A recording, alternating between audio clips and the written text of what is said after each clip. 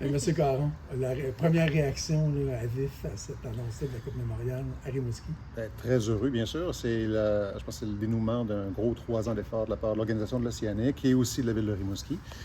C'est un gros événement, en fait, qui va faire rayonner Rimouski, non seulement pour un point de vue régional, mais au point de vue national et canadien. Donc, c'est vraiment une très, très bonne nouvelle. Et à l'image de ce qu'on a vécu en 2009, je suis persuadé qu'en 2025, on aura une organisation digne de ce nom. C'est quoi l'attrait, justement, pour une ville d'accueillir la Coupe Mémoriale là, pour vous? Le rayonnement est extrêmement important. Quand j'étais député fédéral, les gens connaissaient Rimouski, pas nécessairement par la ville, mais par le fait qu'on avait l'Océanique, avec les Vincent Cavalier, les Sidney Crosby, les Brad Richards. Tout le monde savait qui était l'Océanique. Alors, le fait d'avoir l'organisation de la Coupe Memorial nous permet en fait de rayonner, de rejaillir de nos plus beaux feux pendant toute la période. On parle d'une semaine à montrer quelle est Rimouski. Donc, au point de vue touristique, au point de vue de l'image, c'est fantastique.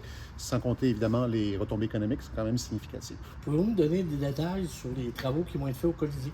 Il va y avoir divers travaux, certains qui sont exigés par la Ligue canadienne de hockey et ça, toutes les équipes juniors au pays. Donc, d'avoir les bandes du même côté. Ça, c'est un travail qui va être fait en profondeur pour pouvoir le rajuster. Il va y avoir également des bandes flex qui vont être installées.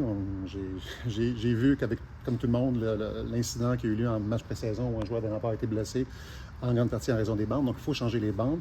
Il y aura du travail qui va être fait également pour de nouvelles loges pour le Colisée de Rimouski et l'installation de nouveaux tableaux indicateurs. Donc, en gros, c'est le travail qui va être effectué pour la prochaine année et demie en préparation de la Coupe Mémoriale.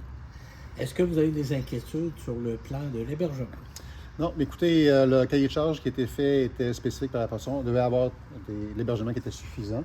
La Ligue canadienne, la Ligue de hockey junior majeur était satisfaite que l'hébergement était satisfaisant au point de vue Rimouski. Évidemment, on ne compte pas uniquement Rimouski, on compte les environs. Et durant la période du mois de mai, je sais qu'il y aura des espaces suffisants pour non seulement accueillir les équipes, les organisations, mais également les visiteurs qui vont visiter la ville. Généralement, pour des événements comme ceux-ci, on peut regarder l'hébergement jusqu'à 30 minutes à 1 heure de distance également. Alors, avec Matane, avec Rivière-du-Loup à proximité, c'est effectivement un événement qu'on peut tenir à Rimouski.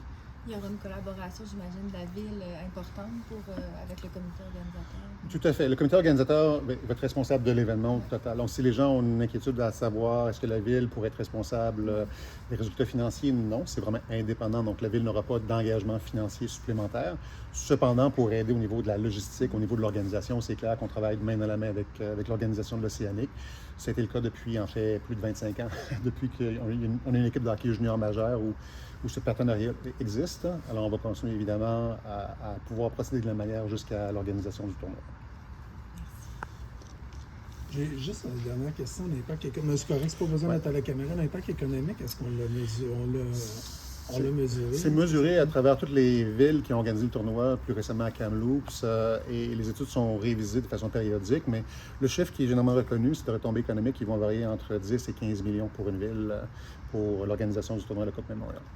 Pour les travaux là, au Colisée, l'échéancier, ça comprend quoi pour cet été, j'imagine? Là? Ça va être pour les gros travaux d'infrastructure, ça devrait être durant l'été, vu que le tournoi va se dérouler en mai de l'an prochain. Maintenant, pour le reste des travaux qui seront peut-être moins sensibles au niveau du temps, mais on va essayer de les disperser pour nous assurer que ça puisse fitter avec l'agenda au niveau de génie environnement.